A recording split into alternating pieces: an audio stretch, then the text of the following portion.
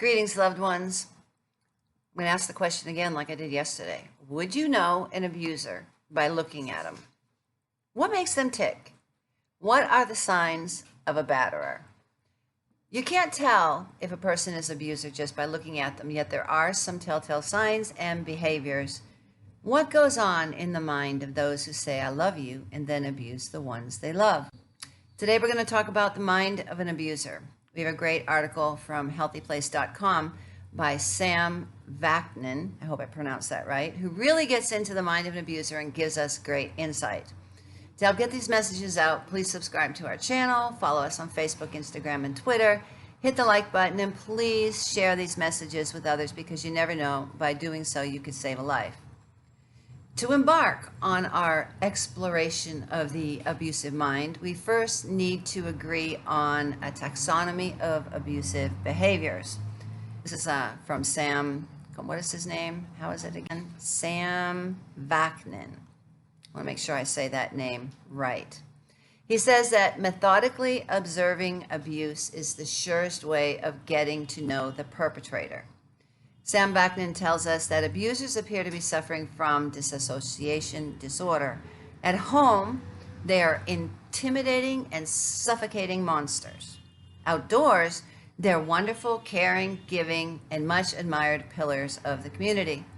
So why this duplicity? It is only partly premeditated and intended to disguise the abuser's acts. More importantly, it reflects his inner world where the victims are nothing but two-dimensional representations, objects devoid of emotions and needs, or mere extensions of his self. Thus, to the abuser's mind, his prey does not merit humane treatment, nor do they evoke sympathy. Typically, the abuser succeeds to convert the abused into his worldview. The victim and his victimizers don't realize that something is wrong with the relationship. This denial is common and all-pervasive. It permeates other spheres of the abuser's life as well.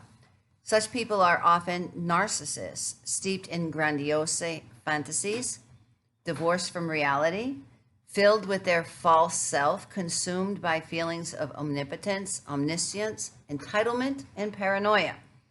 Contrary to stereotypes, both the abuser and his prey usually suffer from disturbances in the regulation of their sense of self-worth. Low self-esteem and lack of self-confidence render the abuser and his confabulated self vulnerable to criticism, disagreement, exposure, and adversity, real or imagined. Abuse is bred by fear. Fear of being mocked or betrayed, emotional insecurity, anxiety, panic, and apprehension. It is an effort to exert control, for instance, over one's spouse by annexing her, possessing her, and punishing her for being a separate entity with her own boundaries, needs, feelings, preferences, and dreams. In her book, The Verbally Abusive Relationship, Patricia Evans lists the various forms of manipulation which together constitute verbal and emotional psychological abuse. So here's her various forms of manipulation. If you see this, you know that abuse is going on. Withholding, the silent treatment.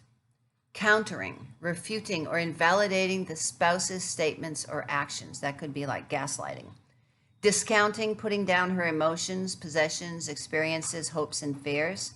Sadistic and brutal humor.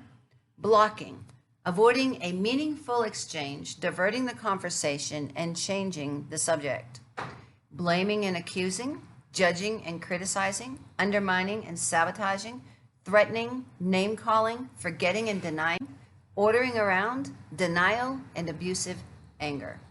To these, we can add wounding honesty, ignoring, smothering, doubting, unrealistic expectations, invasion of privacy, tactlessness, sexual abuse, physical maltreatment, humiliating, shaming, insinuating, lying, exploiting, devaluing and discarding, being unpredictable, reacting disproportionately, dehumanizing, objectifying, abusing confidence and intimate information, engineering impossible situations, control by proxy, and ambient abuse. Whew!